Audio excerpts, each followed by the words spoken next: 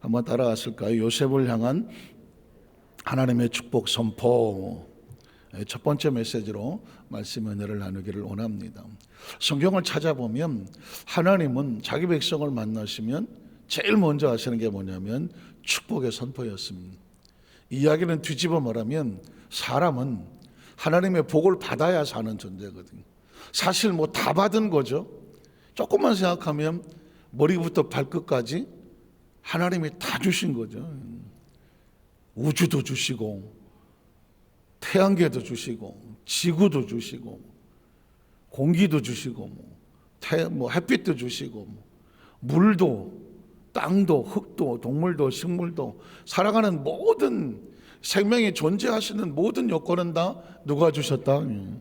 하나님이 주신 것이죠. 이걸 알고 살아가는 사람과 이걸 모르고 살아가는 사람은 생명의 가치 존재 자체가 의미가 있는지 아니면 동물적으로 살아가는지 그것에 있는 조금만 나이를 먹어가고 조금만 생각을 하고 우리가 조금 더 성경 속으로 들어가면 그냥 존재하고 숨쉬는 것이 은혜고 은총입니다. 어마어마한 것을 받았죠. 그런데 그 받은 것이 가치 있게 되려면 어떻게 되느냐? 하나님의 축복의 말씀 선포가 있어야 됩니다. 축복의 말씀의 선포가 있어야 됩니다. 그래서 하나님께서 말씀을 주셔서 우리가 노이드 순보 안산교회에 특별 새벽 11조 감사 예배를 드릴 때마다 축복을 선포하거든요. 축복을. 여러분 보시면 창세기 1장 26절로 28절에 보면 하나님이 이르시되 우리 형상을 따라 우리 모양대로 우리가 사람을 만들고 그들로 바다의 물고기와 하늘의 새와 가축과 온 땅과 땅에게는 모든 것을 다스리게 하자 하시고 하나님이 자기 형상 곧 하나님의 형상대로 사람을 창조하시되 남자와 여자를 창조하시고 이게 끝이 아니죠. 하나님이 그들에게 무엇을 주시며 복을 주시며거든요. 하나님의 창조의 완성은 뭐냐? 그들에게 복을 주시며 우리 인생의 창조의 마지막 그 부분에 하나님의 도장을 딱 찍는 것은 뭐냐면 복 있는 삶이 될지어다 하는 거죠. 근데 그게 어디서 나오냐면 하나님의 입술에서 나오는 거예요. 말씀으로 나오는 거죠. 선포에서 나오는 거, 약속으로 나오는 것이고 능력으로 나오는 것입니다. 복 있는 삶이 될지어다. 하나님이 그들에게 이르시되 생육하고 번성하여 땅에 충만할지어다. 땅을 정복하라. 바다의 물고기 하늘의 새와 땅에 움직이는 모든 생물을 다스릴 수 있는 복을 주셔서 우리가 그렇게 할 수 있는 것이죠. 이 축복은 아담과 하루 끝나는 것이 아닙니다. 여러분 기억하시겠지만 아브라함을 만났을 때도 하나님은 제일 먼저 뭐 했을까요? 축복을 선포하셨습니다. 창세기 12장 1절로 4절 보니까 야훼께서 아브라함에게 이르시되 너는 너희 고향과 친척과 아버집을 떠나 내가 내게 보여줄 땅으로 가라. 목적이 뭐예요? 하나님께서 인도하시고 방향을 정하시고 명령하시는 목적이 뭘까요? 그 다음 절에 보면 내가 너로 큰 민족을 이루고 이걸 뭐라고 말합니까? 축복의 선포죠. 우리 여건과 환경이 문제가 아니에요. 내가 그럴 가능성이 있을까? 나에게 그럴 가치가 있을까? 정말 내가 그럴 내 잠재력이 있을까? 이건 우리 문제지 하나님의 문제가 아닌 거예요. 지금 아브라함이 어떤 존재인지 우리가 알 게 뭐예요? 전혀 모르는데. 근데 하나님은 아브라함에 대한 계획을 가지고 있으면서 그를 만들고 있잖아요. 어떻게 만듭니까? 큰 민족이 될지어다. 내게 무엇을 주어서? 복을 주어서 내게 복을 주어 내 이름을 창대하게 할 것이며 네가 복이 될 것이다. 너를 축복하자 내가 복을 내리고 너를 저주하자 내가 저주하리니 땅의 모든 족속이 너로 말미암아 무엇을 받는다? 복을 얻을 것이다. 그러니까 하나님께서 아브라함을 선택하신 다음에 끊임없이 고백하는 건 뭐예요? 복 있는 자가 될지어다. 아니 네가 복이 될지어다. 아니 너를 통하여서 복이 나갈지어다. 믿음의 조상 아브라함을 선택하시고 하나님께서는 그 족속들에게 그 자손들에게 복의 자손이 되게 하신 것입니다. 그래서 그 다음에 이삭을 향한 축복도 보면 창세기 26장 1절로 5절에 보니까 아브라함 때 첫 흉년이 들었더니 그 땅에 또 흉년이 들 때에 이삭이 그랄로 가서 블레셋 왕 아비멜렉에 이르렀더니 야훼께서 이삭에게 나타나 이르시되 애굽으로 내려가지 말고 내가 내게 지시하는 땅에 거주하라. 이 방법이 아니라 내가 지시하는 방법으로 가라. 그리하면 어떻게 될까요? 이 땅에 거리하면 내가 너와 함께해서 내게 무엇을 주고 복을 주고. 잘 보십시오. 하나님은 축복의 근원이십니다. 기억하십니까? 복의 근원 강림하사 찬송 많이 불렀잖아요. 하나님께서 복의 근원이 되시고, 하나님은 자기 백성들이 무엇으로 연결되기 원하느냐? 축복으로 연결되기를 원합니다. 아브라함도 이삭도 그들이 복을 받을 만한 자격증을 딴 것이 아니라 무슨 집안이 좋고 근거가 좋고 무슨 뭐 외모가 출중하고 뭐가 달란트가 있고, 이건 부수적인 문제예요. 하나님께서 존재적으로 복을 주어. 그래서 어떻게 합니까? 내가 이 모든 땅을 너와 네 자손에게 줄 것이다. 하나님의 축복이 선포되면 우리에게 들어오는 축복이 있고, 생기는 축복이 있고, 연결되는 축복이 있고, 채워지는 축복이 있고, 관계의 축복이 있고, 능력의 축복이 있고, 영향력이 미치잖아요. 영향력. 그러면 내가 네 아버지 아브라함에게 맹세한 것을 이루어서 네 자손을 하늘의 별과 같이 번성하게 하며, 자손이 잘 되어지도록 하나님께서 번성하게 복을 주시며 이 모든 땅을 너와 네 자손에게도 줄 것이라는 것이죠. 그러니까 하나님은 지금 당대의 그 축복으로 끝나는 것이 아니라 아브라함의 축복이 누구에게? 이삭에게. 이삭의 축복이 누구에게? 그 자녀들에게 계속 이어져 가서 천대까지 은혜를 이르게 하기를 원하시노라. 배후에 하나님이 있는 가정이 되기를 원하시는 것이죠. 그 다음 절에 보면 5절에 그래서 내 자손으로 말미암아 이런 아브라함이 내 말을 순종하고 내 명령과 내 계명과 내 율례와 내 법도를 지켰습니다. 참, 아브라함이 복을 받은, 하나님 앞에 온전히 섰더니 그 복이 그대로 잘 지켜져서 누구에게? 이삭에게 그대로 갔다는 것입니다. 이 이야기는 축복이면서도 섬뜩하지 않습니까? 부모가 된다는 게 이 얼마나 중요한 건지 몰라요. 네 아버지 아브라함이 내 앞에서 온전히 순종하고 지켰기 때문에 내가 너와 함께 있어 너에게 복을 준다. 이삭은 아브라함의 자식이거든요. 섬찟한 거예요. 왜냐하면 혹시라도 네 아버지 아브라함이 하나님 앞에 온전하지 못하여 내가 너와 함께 해서 복을 주고자 하나 안타깝지만 그 복이 이어지지 못한다 라고 말한다면 이것처럼 정말 가슴 아픈 일이 어디 있겠습니까? 모든 부모는 자식이 잘 되기를 소원하는데 나로 인하여 하나님의 축복이 내 자녀에게 흘러가게 하여 주시옵소서. 이건 우리 모두의 소원이잖아요. 그런데 하나님께서 이삭을 축복하시는 근거가 뭐라고요? 내 아버지 아브라함이 내 말을 순종하고 내 명령과 계명과 율례법들을 지켰기 때문이다 라고 말하는 것입니다. 그 이삭의 축복은 야곱에게 흘러내려갑니다. 창세기 28장 13절로 15절에 보니까 또 본적 야훼께서 그 위에 서서 이르시되 나는 야훼니 너희 조부 아브라함이 하나님이요 이삭의 하나님이라.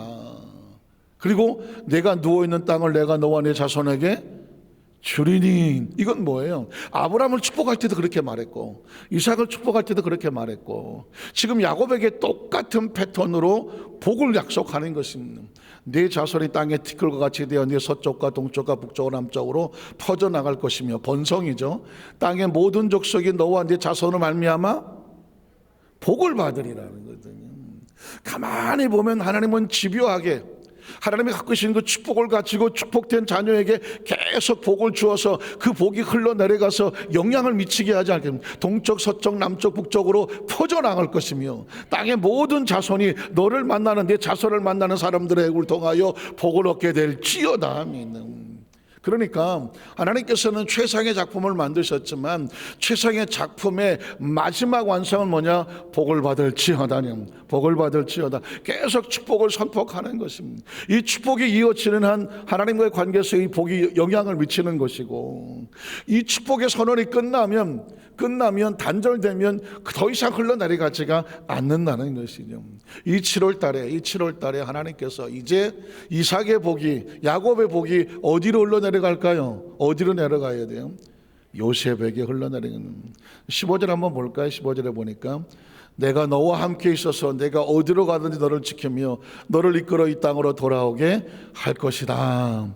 내가 내게 허락한 것 다 이룰 때까지 내가 너를 뭐하지 않는다. 떠나지 아니하리라.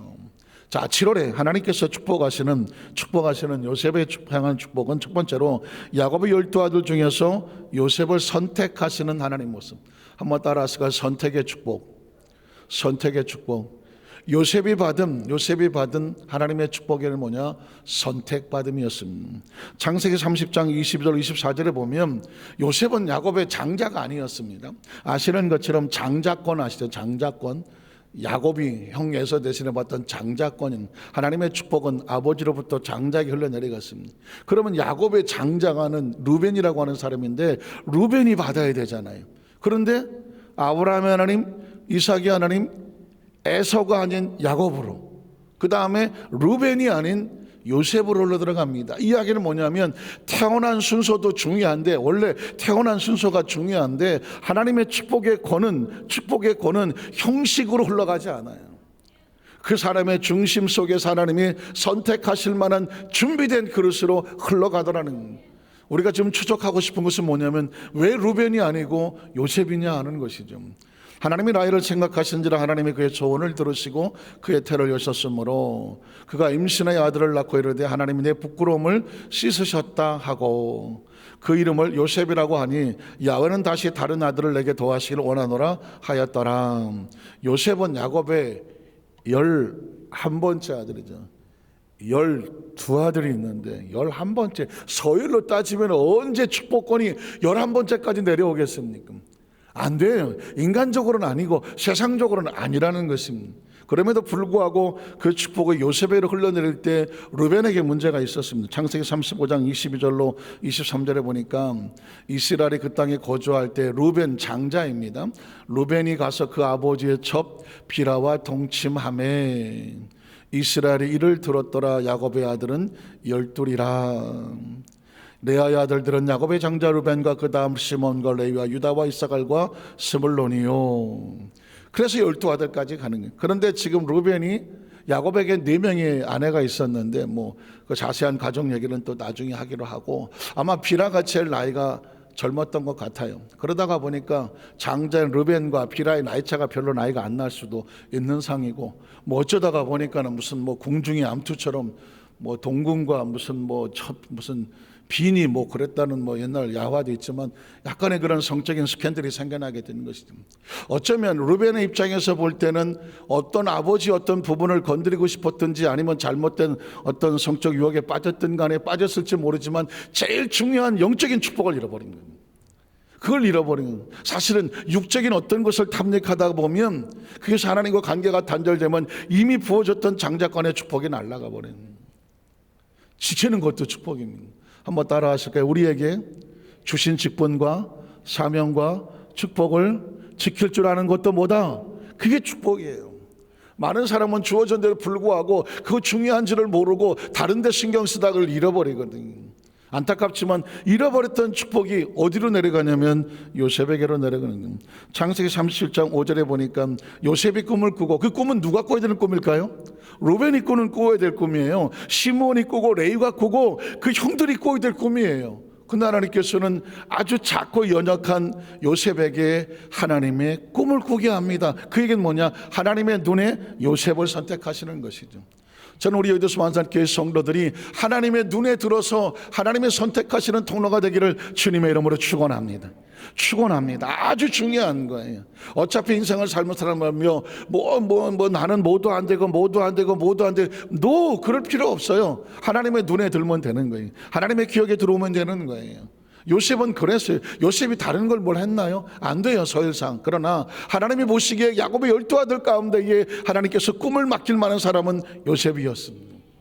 우리 여의도 수완산교회 성도도 하나님의 꿈을 맡길 만한, 왜냐하면 꿈은 하나님의 계획이니까, 하나님의 계획을 주시면 그건 하나님이 만들고 책임져 가실 거니까. 말씀을 듣는다는 건 하나님의 꿈을 꾼다는 것이고요, 말씀이 선포된다는 것은 하나님이 여러분에게 복을 선포하는 것이고요, 그 말씀 안에 들어오면 하나님께서 꿈을 꾸게 하시는 거거든요. 요셉이 꿈을 꾸고 자기 형들에게 말하며 그들이 그를 더욱 왜 미워했을까요? 하나님의 꿈은 두 가지예요. 사실 하나님의 꿈을 꾸는 사람은 외롭고 쓸쓸합니다. 사명 맡은 사람, 직분 맡은 사람, 하나님 말씀대로 살려고 하는 사람, 정말 말씀대로 살려고 꿈대로 살려고 하는 사람은요 외롭고 쓸쓸합니다. 세상에 나가서 술 처먹고 놀러 다니고 하고 싶은 대로 다 하면 인기도 있고요, 사람도 좋고 사람도 몰려요. 그러나 그건 하나님의 꿈과 상관이 없는 거예요. 그러나 외롭고 쓸쓸한 것은 사명을 지고 나가는, 하나님의 꿈을 꾸고 나가는 사람은 외로운 거예요. 하나님의 꿈 얘기를 해보십시오. 세상이 웃기고 있네. 그래서 육적으로 생각하면 하나님의 꿈은 말이 안 되는 것이지만, 영적으로 생각을 하면 이건 하나님의 사람이다 느껴지거든. 그 편에 서야 돼요. 제가 그 얘기를 이제 나중에 하겠지만, 아니 요셉이 꿈을 꿨을 때 어린 동생은 제껴놓고 10명의 형들인데 그 중에 영적으로 살아있는 놈이 하나도 없었어? 영적으로 살아있는 놈이 하나도 없었냐고. 요셉이 꿈을 꾸면, 얘기를 하면 하나님이 꿈을 주신 꿈일까? 비록 내가 그 앞에 엎드린다고 할지 모르지만 하나님이 요셉을 선택하실 만하다고 하면, 내가 다른 형제들은 요셉을 막 괴롭게 하고 괴롭힌다고 할 때라도 나는 요셉을 지키고 저 꿈과 같이 하고 싶다라고 마음을 품은 사람 10명 중에 왜 한 놈도 없냐고. 나이 차가 많아서 제가 그냥 한 놈이라 그래 좀 죄송하긴 하지만, 하나님의 꿈을, 요셉이 꿈을 꿨을 때 왜 그 꿈이 얼마나 중요한 꿈이라고 영적으로 분별하는 형이 하나도 없냐고 묻는 거예요. 그들이 그를 더욱 미워하였더라는. 하나님께서 어떤 일을 하게 하실 때 하나님의 선택하시는 방법을 보면 하나님은 세상적인 기준으로 선택하지 않더라고요. 사무엘상 16장 6절에 보니까 그들이 오며 사무엘이 엘리압을 보고 마음에 이르기를, 야외 기름 부으실 자 과연 주님. 엘리압은 이세의 장자거든요. 보통은 이스라엘 사람들이 고정관념이 있어요. 고정관념. 장자가 최고. 그래도 듬직하다. 너 아버지 닮았다. 믿을만하다. 사무엘이 보기에도 엘리압은 장자예요. 그래서 이스라엘 왕이 될 만하다라고, 외모도 훌륭하고 그래 보였던 거예요. 그래서 기름을 부었겠다라고 그렇게 생각했었습니다. 그랬더니 그 다음 절에 보니까 야훼께서 사무엘을 시되 그의 용모와 키를 보지 말라는 거예요. 제가 수도 없이 얘기지만 성경에 섬찟한 단어가 뭐냐면, 내가 이미 그를 버렸다는 거예요. 문제는 뭐냐? 자기가 버려진지를 모른다는 것이죠. 아무리 화려하게 유려하게 환려하게 백그라운드를 가지고 사람들 보기에도 사람들의 마음을 현혹하고, 그 집의 장남이 최고지 라고 할 만하다고 할지 몰라도 하나님 뭐라고 말합니까? 내가 그를 이미 버렸다고 하는 거예요. 우린 여기서 덜컥해야 되는 것입니다. 나는 과연 정말 하나님 보시기에 가슴에 품을 만한 사람, 마치 요셉을 12아들 가운데 요셉을 선택하시는 것처럼 이세의 8아들 가운데 가장 잘나 보이는 엘리압, 사무엘도 깜빡 속을 만한 그 엘리압, 안타깝게도 하나님께서는 그가 아니다라고 말하는 겁니다. 여기서 하나님이 선택하신다는 것이 얼마나 중요한지를 알아야 되고, 뒤집어 말하면 이런 스토리를 들으면 마음에 어떤 기도 제목이 생기게 되냐면, 하나님, 내가 부족하고 연약하여도 하나님의 마음에는 기억되게 하여 주시옵소서. 하나님의 마음, 하나님의 꿈을 꾸게 하여 주시옵소서. 지금 하나님의 꿈을 꾸게 하려고 이세의 집이 온 것이거든요. 이 왕이 된다는 얘기는 하나님의 꿈을 꾸는 거예요. 왜? 자기가 높아지는 게 아니거든요. 하나님의 꿈을 가지고 그 나라를, 하나님의 나라를 온전히 세워지기 위한 고독하고 거룩한 길을 가야 하는 것이거든요. 사실은 그 선택의 여정에 엘리압에 있지만 하나님은 그가 아니라고 말하는. 그 다음 절을 보면은, 내가 보는 것은 사람과 같지 아니하니 사람은 외모를 보거니와 나 야훼는 무엇을 본다고요? 중심을 본다고 하십니다. 그러니까 저와 여러분이 목숨 걸고는 하나님께서 보시기에 내 중심이 하나님 마음에 맞아야, 여기에 목숨을 거셔야 돼요. 여기에 목숨을 거셔야 우리와 우리의 자녀와 우리 자자손손에 하나님 앞에 비전이 있는 거예요. 그래서 지금 있는 내 환경과 여건 때문에 절망할 이유는 하나도 없어요. 사람은 외모와 겉이 아니라고 말했잖아요. 뭐라고 말했었냐? 그 중심에 정말 하나님에 대한 절대 신뢰가 있느냐고 믿는. 그러니까 우리는 해볼 만한 거예요. 해볼 만한 거라고요. 마음은 드릴 수 있잖아요. 중심은 드릴 수 있잖아요. 여기에 무슨 다른 게 필요하지 않잖아요. 그 다음 절에 보면, 이새가 아비답을 불러 사무엘 앞을 지나가게 하며 사무엘이 이르되 이도 야훼께서 택하지 아니하셨느니라 하니. 이새가 산마로 지나가면 사무엘이 이르되 이도 야훼께서 택하지 아니하셨느니라 하니. 이새가 그 아들 7을 다 사무엘 앞을 지나가게 하나 사무엘이 이새에게 이르되 야훼께서 이들을 택하지 아니하셨느니라 하고. 얼굴 표정이 어땠을까요? 사무엘이 고개를 돌릴 때마다, 사무엘이 고개를 돌리는 게 아니거든요. 누가 돌리나요? 하나님이 돌리는 거거든요. 그게 섬찟하다는 거예요. 하나님의 고개를 돌린다. 정말 잘하고 싶어서 잘 꾸미고 앞에 나왔는데 하나님의 고개를 돌린다. 우리는 사실은 그런 하나님의 마음을 읽어낼 수가 있어야 되는 거예요. 하나님 앞에서 하나님이 찾고 기다리는 사람이 돼야 돼요. 저는 제 나름대로 평생 신앙생활을 하고 벌써 꽤 오랜 목회 생활을 하고 있는 가운데 진짜 두렵고 떨려지는 것은 뭐냐면 그 중심 속에 정말 하나님께서 찾고 찾는 그 심령 앞에 그걸 대기 위해서 몸부림을 치는 진짜 크리스찬을 만나고 싶은 거라는 거예요. 진짜 크리스찬이요. 진짜 크리스찬이요. 껍데기 말고 다른 사람이 막 남들이 보기에 사람들이 잘한다 그런 건 말고 하나님이 찾는 사람. 지금 이 시대는 하나님이 찾는 사람이 그 크리스찬이 되는 게 그게 우리의 신앙의 성공이에요. 고치를 아무도 몰라요. 나중에 어떻게 될지는 아무도 몰라. 그러나 한 가지는 확실해. 하나님의 앞에서 하나님의 중심을 찾는 사람이라고 하면, 중심 하나를 찾고 계신 분이라고 하면 그분은 끝까지 하나님 안고 가시는 분이에요. 사무엘이 이르되 내 아들들이 다 여기 있느냐. 이새가 이르되 아직 막내가 남았는데 그는 양을 지키나이다. 사무엘이 이새에게 이르되 사람을 보내 그를 데려오라. 그 여기 오기까지는 우리가 식사 자리에 앉지 아니하겠노라. 이에 사람을 보내 그를 데려오매 그의 빛이 붉고 눈이 빼어나고 얼굴이 아름답더라. 야훼께서 이르시되 이가 그니 일어나 기름을 부으라 하시는지라. 기다렸던 사람이죠. 사무엘이 기름 불병을 가져다 그 형제 중에서 그에게 부었더니 이날 이후로 다윗이 야훼의 영에게 크게 감동이 되니라. 사무엘이 떠나서 라마로 가더라. 다윗이 하나님의 영에 감동됐다. 요셉이 꿈을 꾸고 하나님께서 선택하여 하나님의 사명을 이끌어 가시려고 하는, 지금 우리에게 필요한 것은 그겁니다. 하나님께서 우리 하나님의 마음을 우리에 두셔서 꿈을 꾸게 하시고 축복하시는 하나님의 통로가 되는 것입니다. 말씀을 정리하기를 원합니다. 오늘 아침 새벽에 한 3시 반쯤인가요? 차를 타고 오는데 혹시 달 보셨습니까? 달? 오늘 달은 손톱달이야. 손톱달. 조그만 초생달이라고 그래요. 금음달. 아주 눈썹달. 우리 어렸을 때 그냥 글을 쓰면 눈썹달, 손톱달 뭐 이렇게 표현했었는데, 달을 보는데 꼭 이렇게 뭐 화려하지 않아도 눈썹달도 이쁘더라고요. 달을 보니까 달이 이뻐. 근데 문득 무슨 생각이 나면, 하나님 제가 어쩌자고 지금 여기 있어요? 제 지나온 아주 20대 초반에 새벽성을 돌면서 의정부 교회를 섬기고, 의정부 어느 지역 독립 조그만 교회를 섬기고 있었을 때 그 성가대들하고 새벽성을 돌고 새벽에 올 때 그때 달도 눈썹달이었거든요. 그때 누가 그렇게 말하더라고요. 와, 눈썹달이다. 그래요.